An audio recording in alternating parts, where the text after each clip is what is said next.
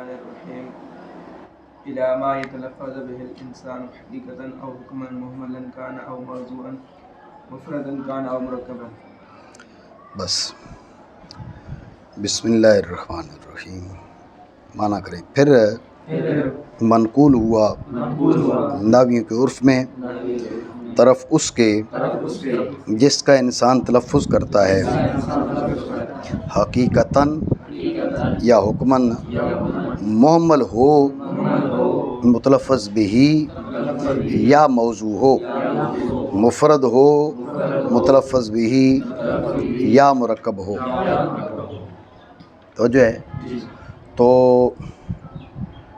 پھر منقول الیہ کیا ہوا؟ ما یتلفظ به الانسان.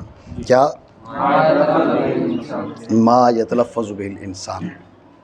اس میں پھر آگے عموم ہے، تلفظ حقیقی ہو حکمی ہو متلفظ بھی موضوع ہو محمل ہو مفرد ہو مرکب ہو، ساری صورتوں میں اس کو لفظ حقیقی کہا جاتا ہے. کیا کہا جاتا ہے؟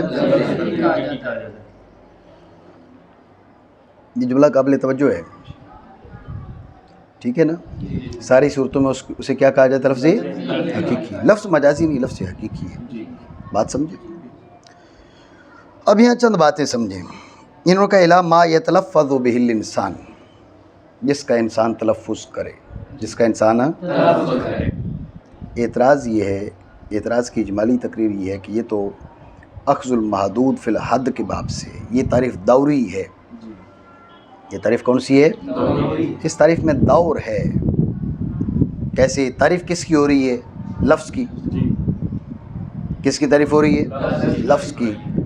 اور ما یتلفظ به الانسان، یتلفظ تلفظ سے ہے فعل، اور تلفظ یہ منشعب ہے کس سے؟ لفظ سے. ٹھیک ہے. تو یتلفظ پھر لفظ سے بنا،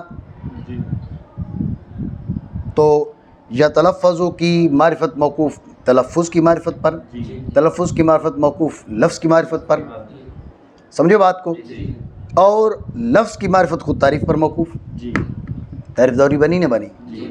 ہو جو ہے. پھر سمجھیں ما یتلفظ به الانسان، یہاں پر ایک اعتراض ہے. اعتراض کی اجمالی تعریف یہ ہے کہ یہ تعریف میں اخذ المحدود فی الحد پایا جا رہا ہے. بالفاظ دیگر یہ تعریف دوری ہے. یہ تعریف اس میں دور لازم آ رہا ہے. دور کیسے لازم آ رہا ہے کہ یتلفظ التلفظ سے فعل ہے. ٹھیک ہے. یتلفظ التلفظ سے کیا ہے؟ فعل ہے. یتلفظ التلفظ سے فعل ہے. التلفظ منشعب ہے کس سے؟ لفظ سے. کس سے؟ لفظ سے. غور کریں. لفظ یتلفظ کی معرفت التلفظ کی معرفت پر موقوف، اور التلفظ کی معرفت لفظ کی معرفت پر موقوف، اور لفظ کی معرفت خود تعریف کی معرفت پر موقوف. بات ہے ہی ذہن میں. تو دور لازم آیا نہیں آیا؟ اعتراض بنا. یہ اعتراض ہے. تو اس کا جواب پہلے بھی شاید کہیں پر گزرا ہے. شاید حسامی میں یہ سوال ہوا تھا، وہاں پر تمہیں جواب دیا تھا کہ یہاں پر جو یتلفظ و تعریف کے اندر ہے یہ لفظ لغوی ہے. کیا ہے؟ لفظ لغوی ہے. یہ منشعب ہے لفظ لغوی سے، لفظ لغوی سے. اور جو معرف ہے وہ لفظ اصطلاحی ہے. تو دونوں میں فرق ہوا. تعریف دوری نہیں ہے، اخذ المحدود فی الحد نہیں ہے. بات سمجھے نہیں؟ پھر سمجھیے توجہ سے. اس کا جواب یہ ہے کہ یتلفظ یہ منشعب ہے، یہ یتلفظ بنا ہے تلفظ سے، اور تلفظ منشعب ہے لفظ سے، لیکن لفظ لغوی سے. کس سے؟ لفظ لغوی سے. اور یہاں پر جو معرف ہے وہ لفظ اصطلاحی ہے. تو کوئی دور نہیں ہے، کوئی اخذ المحدود فی الحد نہیں ہے. بات سمجھے نہیں؟ معنی کریں. تلفظ کے جس کا تلفظ کرے انسان. بات آپ سمجھ رہے ہیں نہیں؟ آگے چل کے ویسے اعتراضات آئیں گے، ان کے جوابات بھی دیں گے. اعتراض یہ کہ کیا کہا؟ ما یتلفظ به الانسان، جس کا انسان تلفظ کرے، لفظ وہ ہے جس کا انسان تلفظ کرے. بھئی یہ جو آپ نے قید لگائی ہے نا، جس کا انسان تلفظ کرے، یہ قید تو درست نہیں ہے. اور فرشتہ تلفظ کرے تو لفظ نہیں ہے کیا؟ بولو، لفظ ہے. فرشتہ تلفظ کرے تو وہ بھی لفظ ہے. جنات تلفظ کریں تو پھر انسان کی قید نے تو تعریف کو جامعیت سے نکال دیا، تعریف جامع نہیں رہی. اعتراض سمجھے؟ یہ اعتراض ہے. تو اس کا آپ جواب سمجھیں. اس کا جواب یہ ہے کہ یہ جو انسان کا یہاں پر ذکر ہے برائے تقیید نہیں ہے، برائے تصویر ہے. جی کیا؟ برائے تقیید نہیں ہے، برائے تصویر ہے. برائے تصویر کیا ہے؟ تصویر یہ ہے کہ بھئی آپ کو کسی بھی شے کی صورت دکھا دینا تاکہ تمہارے لیے سمجھنا آسان ہو جائے. جی درخت جیسے یہ سامنے دیکھو جی، تو یہ گویا کہ یہ مثال ہو گئی. اب تمہیں سمجھ میں آ گئی بھئی یہ درخت کیا ہوتا ہے. ٹھیک ہو گیا ہے. یہاں پر کدو کی بیل پڑی ہو تو ہم نے کہا بھئی بیل جیسے یہ دیکھو. بات سمجھے؟ تو جب صورت دکھا دی جائے، صورت بنا دی جائے کسی شے کی، تو فہم آسان ہو جاتا ہے، سمجھنا سہل ہو جاتا ہے. جب کہا گیا نا ما یتلفظ بہ، جس کا تلفظ کرے. اب آگے انسان نہیں کہا آپ نے، یہ یوں کرو ما یتلفظ بہ، جس کا تلفظ کیا جائے. اب آپ سوچ میں پڑ گئے جس کا تلفظ کیا جائے. اب پتہ نہیں یہ جو جانوروں کی آوازیں ہیں یہ لفظ کہلائیں گی نہیں کہلائیں گی. بکری آواز نکالتی ہے، گائے نکالتی ہے، یہ چڑیاں بول رہی ہیں، یہ لفظ کہلائیں گی یہ نہیں کہلائیں. سوچ آ گئی نا. ما یتلفظ بہ، جس کا تلفظ کیا جائے. اچھا تلفظ کس کو کہا جاتا ہے یہ بھی سمجھ میں نہیں آ رہا. جب کہا نا ما یتلفظ بہ الانسان، جس کا انسان تلفظ کرے. اچھا یہ بولنے کو بول رہے ہو، ٹھیک ہے، یہ تو سمجھ میں آ گئی ہے. بات سمجھے ہو؟ تو یہ انسان کا جو ذکر ہے یہ برائے تصویر ہے، برائے تقیید نہیں ہے. اور انسان ہی کا ذکر کیوں؟ اس لیے کہ فرشتے ہمارے دیکھنے میں نہیں آتے. جنات کو ہم دیکھ لیں تو پھر ہمیں ویسی کوئی بات سمجھ میں نہیں آتی. ٹھیک ہے نا. تو اب انسان کیا تھا ہمارے لیے، اس کو انسان اور انسان کی صفات ان کو سمجھنا ہمارے لیے سہل تھا، اس لیے انسان کو ذکر کیا. انسان کے ذکر کا یہ مقصد نہیں ہے کہ جن تلفظ کرے تو لفظ نہیں، فرشتہ تلفظ کرے تو لفظ نہیں، یہ مطلب نہیں ہے. بلکہ ایک صورت تمہیں دکھانے کے لیے، ایک صورت تمہارے سامنے رکھنے کے لیے ما یتلفظ بہ الانسان کہہ دیا. تو انسان برائے تصویر ہوا، برائے تقیید نہ ہوا. بات آئی ذہن میں؟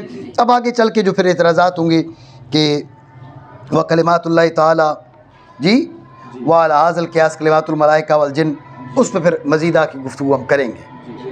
بات آئی ذہن میں؟ دوبارہ سمجھیں توجہ سے. کہا الی ما یتلفظ بہ الانسان، جس کا انسان تلفظ کرے، جس کا انسان ہے. اور یہ بھی سمجھ لو تلفظ کے معنی ہوتے بولنا، گفتن. تلفظ کے معنی کیا ہو گئے؟ بولنا، گفتن. ٹھیک ہو گیا. ما یتلفظ بہ الانسان، جس کا انسان تلفظ کرے. اعتراض یہ کہ کیا جو جس کا جنات تلفظ کرتے کیا وہ لفظ نہیں ہے؟ جس کا فرشتے تلفظ کرتے کیا وہ لفظ نہیں ہے؟ یقیناً وہ الفاظ ہیں. تو پھر ما یتلفظ بہ الانسان کیوں؟ جی تو اس کا جواب کیا دیا ہم نے؟ اس کا جواب ہے کہ یہاں پر انسان کا ذکر برائے تقیید نہیں، برائے تصویر ہے. برائے تقیید نہیں، برائے تصویر ہے، تاکہ تمہارے سامنے ایک صورت رکھ دی جائے متلفظ کی، تلفظ کی، تاکہ تمہیں لفظ کو سمجھنا سہل ہو جائے، آسان ہو جائے. سمجھے بات کو؟ اور پھر جنات میں، ملائکہ میں اور انسانوں میں سے انسانوں کا ذکر کیوں؟ اس لیے کہ انسان اور اس کی صفات ہمارے لیے واضح ہیں. ہم کہتے ہیں بھائی ما یتلفظ بہ الملائکہ، ما یتلفظ بہ الجن، تو جب جن کوئی نہیں پہچانتے اس کے تلفظ کو کیسے سمجھیں گے؟ فرشتے کوئی نہیں دیکھا تو اس کے تلفظ کو کیسے سمجھیں گے؟ اسے کما تلفظ بل انسان، انسان کو پہچانتے ہیں، انسان کے تلفظ کو سمجھتے ہیں تو پتہ چل گیا یہ جو بولنا ہے نا اس کو بول رہے ہیں، یہ منہ سے جو آواز نکلتی ہے اس کو، قبیل حرف و صوت سے جو ہوتا ہے اس کو، بات سمجھے نہیں؟ ٹھیک ہو گیا. تو لہٰذا انسان برائے تصویر ہے نہ کہ برائے تقیید. اور یہ بات ذہن میں رکھیں، بسا اوقات یہ یوں کہ بعض اوقات تعریفات کے اندر مذکور جو الفاظ ہیں وہ محض تصویر کے لیے بھی ہوتے ہیں، ہمیشہ تقیید کے لیے نہیں ہوتے. تقیید کے لیے ہوں تو پھر ان پر اعتراض ہو سکتا ہے کہ تعریف جامعیت سے نکل گئی ہے، جامع رجیب الافراد نہیں رہی. لیکن اگر وہ تصویر کے لیے ہو تو پھر یہ اعتراض نہیں ہوتا. بات سمجھے؟ تو آگے چل کے جو اعتراض آئے گا کہ وَعَلَىٰ هَٰذَا الْقِيَاسِ كَلِمَاتُ الْمَلَائِكَةِ وَالْجِنِّ، وہاں پر پھر مزید ہم گفتگو اس پہ کریں گے. بات سمجھے ہو؟ معنی کریں. تلفظ کے جس کا انسان تلفظ کرے، ٹھیک ہو گیا، حقیقتاً تلفظ ہو یا حکماً تلفظ ہو. یہ حقیقتاً کیا ہے؟ یتلفظ میں جو مصدر ہے تلفظ اس کی تعمیم ہے، صفت بھی اسی کی ہے. تلفظاً حقیقیاً او تلفظاً حکمیاً، تلفظاً حقیقیاً او تلفظاً حکمیاً. سمجھے نہیں؟ معنی کریں. تلفظ کے جس کا انسان تلفظ کرے ازرو حقیقت یا ازرو حکم. تلفظ حقیقی تو بات واضح ہے نا. تلفظ حکمی کیا ہے کہ جو تلفظ حقیقی کے ساتھ احکام میں مشارک ہو. ذہن میں رکھیں، تلفظ حکمی کیا ہے؟ وہ تلفظ جو تلفظ حقیقی کے ساتھ احکام میں مشارک ہو. تلفظ حکمی کیا ہے؟ وہ تلفظ جو تلفظ حقیقی کے ساتھ احکام میں مشارک ہو. احکام میں یہ بالحکمی کل منوی فی زید ضربہ، وہاں چل کے مزید بات آتی ہے. تو جو ہے معنی کریں، حقیقتاً ہو تلفظ یا حکماً. دو اعتراض. پہلا تو یہ او تو شک کے لیے آتا ہے، بھائی جیلانی آیا یا عباس آیا، شک ہے نا. او تو شک کے لیے آتا ہے. تو جو شک ہے یہ تو تعریفات کے لیے کہ مناسب نہیں ہے، لائق نہیں ہے. اعتراض سمجھے نہیں؟ یہ پہلا اعتراض ہے. تو اس کا جواب یہ ہے یا او شک کے لیے نہیں، تعمیم کے لیے ہے. باقی کی تلفظ ہو جب بھی وہ لفظی ہے، حکمی تلفظ ہو جب بھی وہ لفظی ہے، یہ تعمیم ہے، ہمیں شک نہیں ہے. تمہیں بتا رہے ہیں حقیقی ہو جب بھی وہ لفظ حقیقی ہے، تلفظ حکمی ہو جب بھی وہ لفظ حقیقی ہے. توجہ ہے؟ ہوگی بات. دوسرا اعتراض، اب آپ دیکھیں نا، حقیقتاً او حکماً، یہاں کانا وانا نہیں آیا بیچ میں.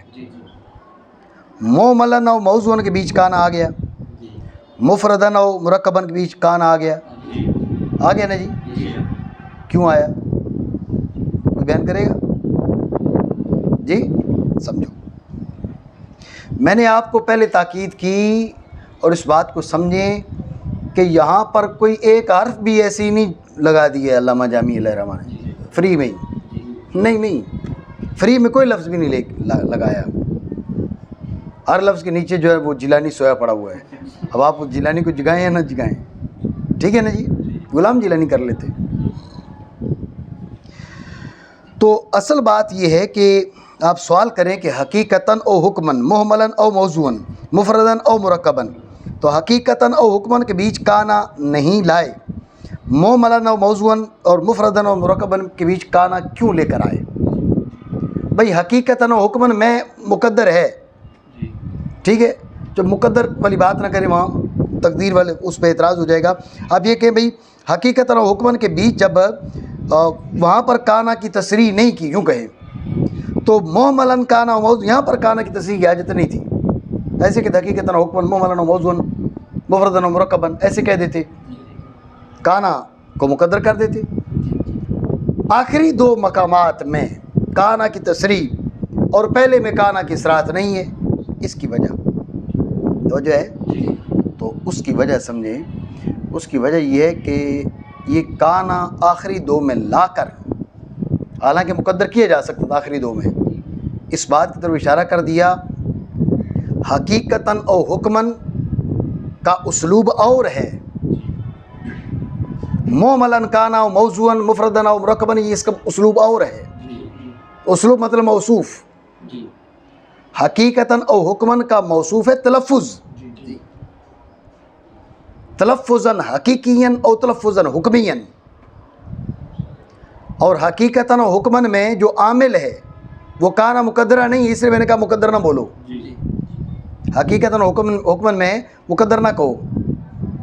یہاں کانا مقدرہ عامل نہیں ہے، بلکہ اس کا موصوف معذوف تلفظاً، جو مفعول مطلق ہے یہ تلفظوں سے.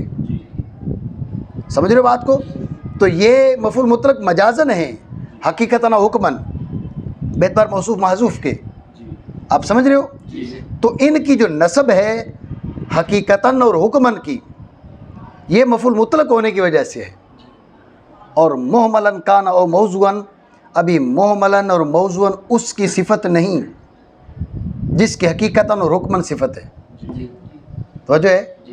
محملاً اور موضوعاً یہ صفات متلفظ بھی، وہ تلفظ کی ہیں، حقیقتاً اور حکماً تلفظ کی ہیں. محملاً موضوعاً مفرداً مرکباً یہ متلفظ بھی کی ہیں اور لفظ کی. سمجھ رہے ہو نا؟ تو فرق بنا نہ بنا. تو اب اگر ایک ہی انداز میں بول جاتے، ہم کہتے بھئی یہ سارے منصوب ہیں اکٹھے ایک جیسے، ایک ہی اسلوب ہے، شاید یہ صفات بھی ایک ہی چیز کی ہیں. نہیں بھائی، ایک چیز کی صفات نہیں ہے، حقیقتاً و حکماً اور چیز کی صفات ہیں.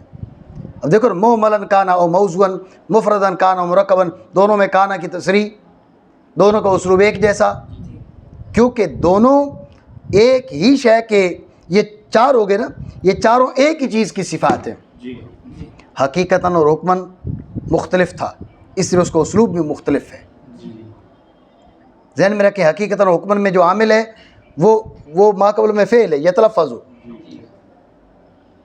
اور وہ منصوب ہے مفعول مطلق مجازن ہونے کے اعتبار سے حقیقتاً اور حکماً. سمجھ رہے ہو؟ اور محملاً موضوعاً مفرداً مرکباً یہ کانا کی خبریں ہونے کی وجہ سے منصوب ہے. پتہ نہیں بات سمجھو نہیں سمجھے فاروق؟ دوبارہ سمجھیں توجہ سے. اعتراض یہ ہے کہ یہاں پر 3 جملے ہیں اور 6 کلمات ہیں. حقیقتاً و حکماً ایک، محملاً کانا موضوعاً مفرداً کانا و مرکباً. ٹھیک ہے؟ تو آخری 2 میں کانا کی تصریح پہلے میں نہیں ہے.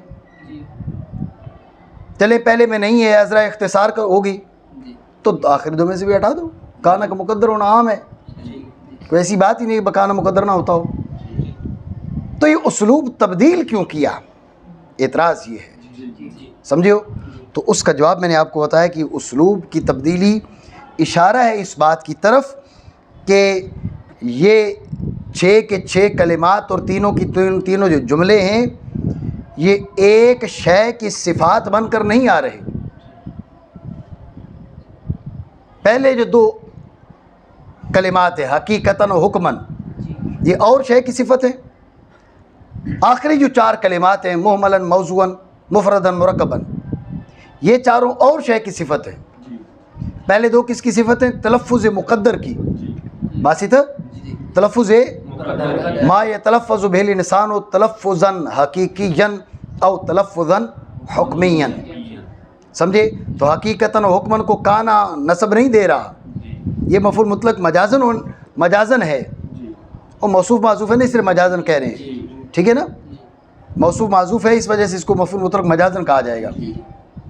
ٹھیک ہے؟ اصل میں مفعول مطلق وہ تلفظاً معذوف ہے، یہ جو ہے یہ مجازن مفعول مطلق ہے، اس کا قائم مقام ہے. تو یہ مفعول مطلق مجازن ہونے کی وجہ سے منصوب ہے حقیقتاً و حکماً، برخلاف کس کے؟ آگے چلے، مفرداً محملاً موضوعاً یہ تلفظاً کی صفت نہیں ہے. کیا کہیں گے؟ تلفظاً محملاً تلفظاً موضوعاً نہیں، وہ لفظاً محملاً لفظاً موضوعاً لفظاً مفرداً لفظاً مرکباً وہی متلفظ بھی. بات سمجھے؟ تو اگر ایک اسلوب رہتا تو اس بات کی طرف دھیان جاتا. ہم جو طالب علم ہیں ہم سمجھتے ٹھیک ہے سارا ایک ہی ہے، ہم الگ مسئلے میں پڑ جاتے یار یہ تلفظ جو ہے وہ تلفظ کیسے محمل بن گیا، تلفظ کیسے موضوع بن گیا، تلفظ مفرد، تلفظ مرکب، ہمیں نئی مصیبت آ جاتی. اس لیے انہوں نے اسلوب تبدیل کر کے بتا دیا کہ یہ سارے ایک ہی انداز میں واقع نہیں ہوئے، ایک ہی شے کی صفات نہیں ہیں. حقیقتاً و حکماً یہ اور چیز کی صفات ہیں، محملاً کانا موضوعاً مفرداً کانا مرکباً یہ اور شے کی صفات ہیں. بات سمجھے ہو؟ مانا کریں. حقیقتاً ہو تلفظ یا حکماً. تلفظ حکمی میں نے آپ کو بتا دیا کہ جو تلفظ حقیقی کے ساتھ احکام میں مشارک ہو, جو تلفظ حقیقی کے ساتھ, ٹھیک ہو گیا. مومل ہو وہ لفظ متلفظ بھی یا موضوع ہو. اس پہ پھر سوال ہے, مومل اور مستعمل کہا جاتا ہے, مومل اور موضوع تو نہیں کہا جاتا. علامہ جامی علیہ رحمۃ اللہ مومل کا نام موضوعاً کیوں کہا؟ نحات کی گفتگو دیکھیں تو الفاظ مومل مستعمل بولا جاتا ہے. اب ابتدائی کتابیں جو پڑھتے ہیں ان کے اندر بھی مومل اور مستعمل آتا ہے, مومل اور موضوع نہیں آتا. تو علامہ جامی علیہ رحمۃ نے محملن کانا اور مستعملن کے بجائے محملن کانا موضوعاً کیوں کہا؟ بات سمجھے ہو؟ ٹھیک ہے. یہ اعتراض, اس کا جواب, اس کے جواب کا خلاصہ یہ ہے کہ یہ ایک وہم کے ازالہ اور ایک اعتراض کے دفع کے لیے بولا. اجمالی جواب محملن کانا اور موضوعاً جو کہا, محملن کانا اور مستعملن کے مقام پر, مستعملن کے مقام پر موضوعاً جو ہے یہ ایک وہم کے ازالہ اور ایک اعتراض کے جواب کے لیے کہا. یہ اجمالی جواب ہو گیا. ٹھیک ہے. تفصیل اس اجمال کی یہ ہے کہ لفظ کا پہلا درجہ ہے وضع کا. دیکھو ابھی وسامی میں بھی تمہیں بتایا, استعمال تو بعد میں جا کے ہوتا ہے. بات سمجھے؟ تو اب جب محمل اور مستعمل ایک دوسرے کے مقابل آتے ہیں تو وہ لفظ جو معنی کے لیے وضع کیا گیا ابھی استعمال نہیں ہوا. معنی کے لیے یہ وضع کیا گیا, استعمال نہیں ہوا, وہ مستعمل کہلائے گا؟ نہیں کہلائے گا نا. تو پھر واسطہ بن گیا محمل اور مستعمل کے بیچ, بن گیا نا. وہ محمل اور مستعمل کے بیچ واسطہ بن گیا. اب یہ اعتراض علامہ جامی پر نہیں ہے, ان لوگوں پر ہے جو محمل مستعمل کہتے ہیں. بھائی تم کہتے ہو محملن کانا مستعملن, ارے بھائی جو موضوع غیر مستعمل ہو, موضوع غیر مستعمل ہو, تمہاری کلام اس کو شامل نہیں ہے, یہ واسطہ ہے, یہ واسطہ ہے, تمہاری تقسیم حاصر نہیں ہے. اعتراض بنا. تو علامہ جامی علیہ رحمۃ نے مستعملن کی جگہ موضوعاً کہہ کر اشارہ کر دیا کہ جو مستعملن کہتے ہیں وہ موضوعاً کا ارادہ کرتے ہیں. جو مستعملن کہتے ہیں, سمجھ رہے ہو بات کو؟ تو اب موضوع کے پھر دو قسمیں ہوگی, موضوع مستعمل, موضوع غیر مستعمل. واسطہ رہا نہیں رہا, محمل موضوع, موضوع پھر دو قسم. ٹھیک ہے. تو جو مستعمل بولتے ہیں وہ نیت موضوع کی کرتے ہیں. کیسے کرتے ہیں اس پہ پھر گفتگو کر رہے ہیں ہم. توجہ ہے؟ پھر سمجھو دھیان سے. انہوں نے کہا محملن کانا و موضوعاً. نہیں میں کہہ رہا ہوں نیند والا کدھر گیا ہے؟ آنکھیں بھی نہیں ایسی کر رہا, نظر نہیں آ رہا ہے, کر رہا ہوگا لیکن مجھے نظر نہیں آ رہا. توجہ ہے؟ محملن کانا و موضوعاً. یہ اعتراض یہ ہے کہ جو نحات کی عبارات ہیں ان میں بالعموم بولا جاتا ہے محملن کانا و مستعملن. تو علامہ جامی علیہ رحمۃ نے اسلوب کیوں بدلا؟ بس اتنا سوال. تو اس کا اجمالی جواب یہ تھا کہ علامہ جامی علیہ رحمۃ نے اقوام کے ازالہ اور ایک اعتراض کے دفع کے لیے یہ جملے بولے ہیں. اجمالی جواب. تفصیل اس اجمال کی یہ ہے کہ لفظ موضوع قبل از استعمال پہلا درجہ وضع کا, اس کے بعد درجہ استعمال کا.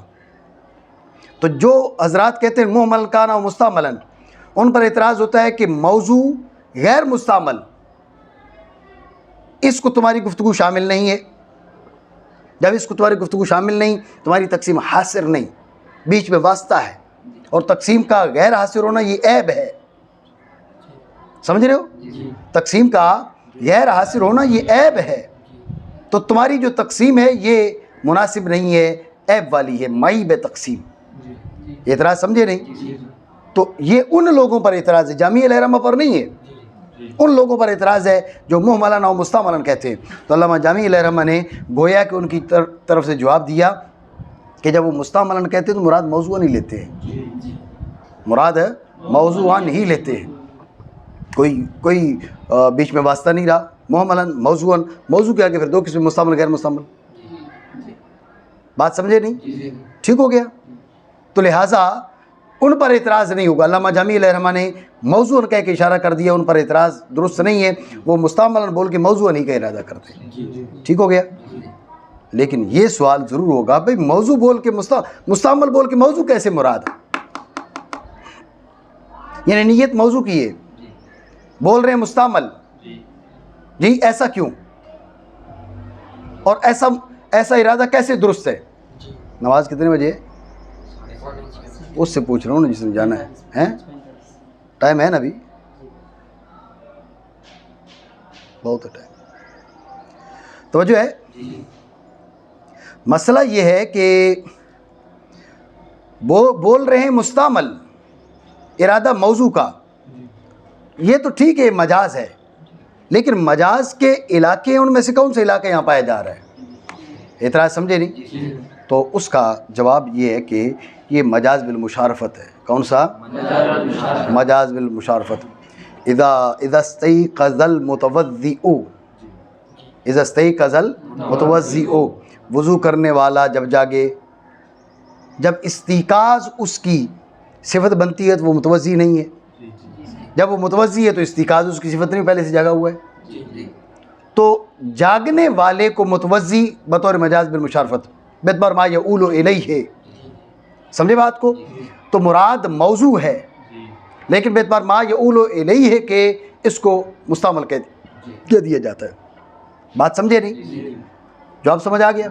یہ سوال ضرور ہوگا کہ پھر باعتبار ما یؤول الیہ کہ کہا کیوں؟ کہہ تو دیا، درست تو ہے، جسے کہتے ہیں علت مسہیہ، علت باعثہ کیا ہے؟ نہیں سمجھے؟ ٹھیک تو ہو گیا، موضوع کو مستعمل کہہ دیا، درست ہے، کہا کیوں ہے؟ علت باعثہ کیا ہے؟ سمجھے بات کو؟ تو علت باعثہ یہ ہے کہ اشارہ اس بات کی طرف کہ وضع کا مقصدی استعمال ہے۔ نہیں سمجھے ہو؟ وضع کا مقصد اگر موضوع کا بنا کے رکھ دیا، استعمال نہیں کرنا، نام کیا جی عنایت اللہ، بلانا نہیں ہے، اس کو کہنا نہیں ہے، نام رکھا ہے عنایت اللہ، ٹھیک ہے، یہ نہیں بولیں گے اس کو کوئی اور نام دیں گے، رکھنے کا کیا مقصد ہے؟ وضع کا مقصد کے استعمال ہے، ٹھیک ہے، اس بات کی طرف اشارہ کرنے کے لیے یہ اس مجاز کا ارتکاب کیا۔ نہیں سمجھ رہے بات کو؟ ٹھیک ہے، سوال ہم نے یہ کیا کہ بھئی موضوع کو انہوں نے کیا کہا؟ پہلا سوال ہم نے یہ کیا کہ موضوع مستعمل بول کے موضوع کا ارادہ کیا، ٹھیک ہے، مجاز تو ہے، لیکن مجاز کی کون سی قسم؟ آپ کو بتایا مجاز بالمشارفت باعتبار ما یؤول الیہ کے، ٹھیک ہے، جیسے نیند سے جاگنے والے کو متوضی قرار دیا، حالانکہ آگے چل کے وہ وضو کرے گا، ٹھیک ہے نا، آگے چل کے وضو کرے گا، لیکن پہلے اس کو کیا کہہ دیا گا؟ جیسے من قاتل قتیلا، آگے آئے گی یہ مثال بھی آئے گی، من قاتل قتیلا تو وہ مجاز بالمشارفت ہے، باعتبار ما یؤول الیہ کے ہے، یہ مجاز کے علاقوں میں سے ایک علاقہ ہے۔ تو اب آگے چل کے اس موضوع نے مستعمل ہی بننا تھا تو پہلے مستعمل کہہ دیا، ٹھیک ہے، لیکن اس پر یہ سوال ہے کہ یہ تو علت مسہیہ ہوئی نا، یہ ہمارے اساتذہ جو ہیں ان کے تلفظات ہیں، یہ علت مسہیہ اور علت باعثہ، ٹھیک ہے نا، یہ بھی باب یہ مشائخ کی گفتگو کے قبیل سے ہیں، اس پر بھی نقد وغیرہ اگر کوئی وارد کرنا چاہے تو ہو سکتے ہیں، لیکن بات یہ کہ اساتذہ کا جو مقصد ہے وہ افہام افادات مقصود ہوتے ہیں، ان میں کوئی کچھ نہ کچھ جو ہے وہ اگر زیادہ بال کی کھال اتاریں گے تو اس سے فائدہ تو حاصل کوئی نہیں ہوگا، لیکن وہ افادہ اور استفادہ اس میں خلل ضرور پڑے گا، ٹھیک ہے۔ تو بہرحال یہ علت مسہیہ ہے، یہ علت مسہیہ ہے کیا کہ بھئی یہاں مجاز بالمشارفت ہے، باعتبار ما یؤول الیہ کے، بولا کیوں؟ علت باعثہ کیا ہے؟ جو بولا ٹھیک بولا، یہ مطلب علت مسہیہ، جو بولا یہ تو علت مسہیہ ہے، تو بولا کیوں؟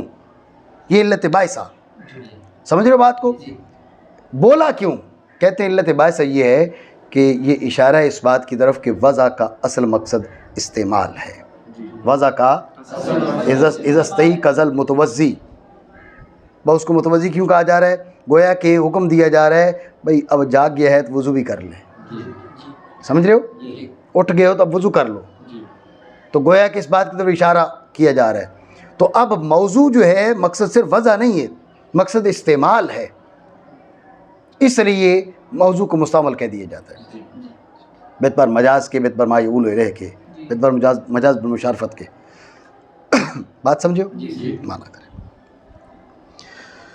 محمل ہو وہ متلفظ بہی یا موضوع ہو، مفرد ہو وہ متلفظ بہی یا مرکب ہو. توجہ ہے نہیں ہے جی؟ بات سمجھے دھیان سے. تلفظ حقیقتاً ہو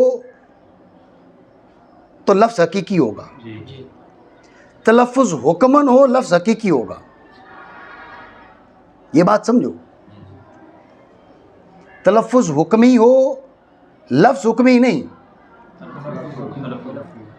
تلفظ حکمی ہو لفظ حقیقی ہے. سمجھ رہے ہو کیوں؟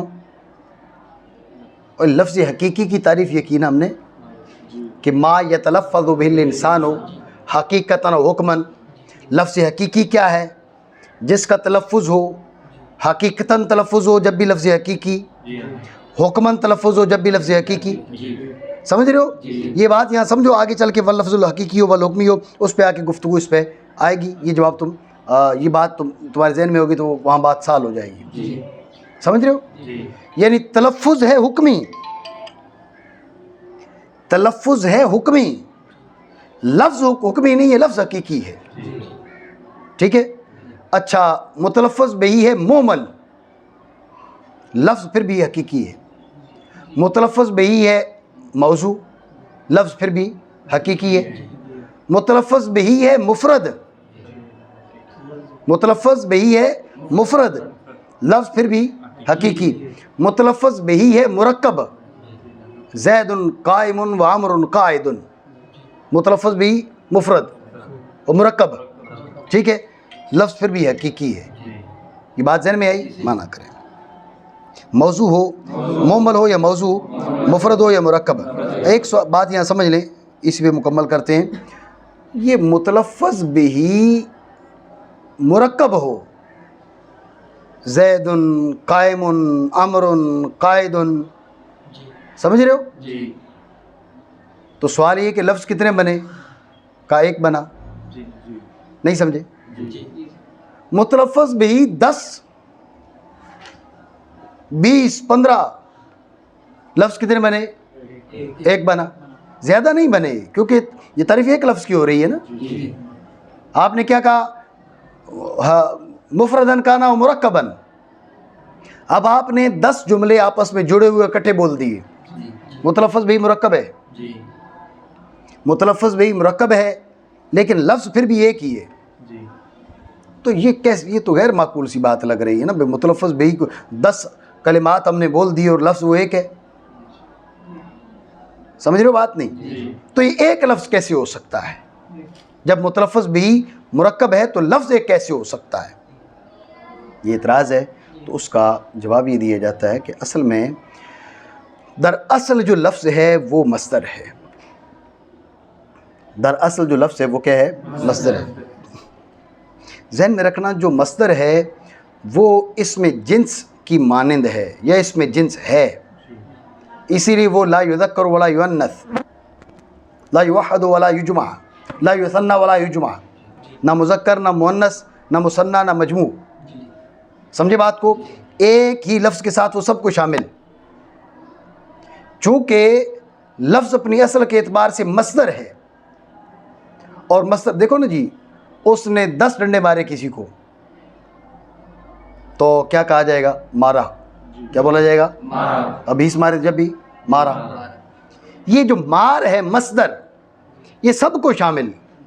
30 ڈنڈے مارے جب بھی، لاتے مکے گھونسے سب کچھ کیا پھر بھی کیا؟ مارا.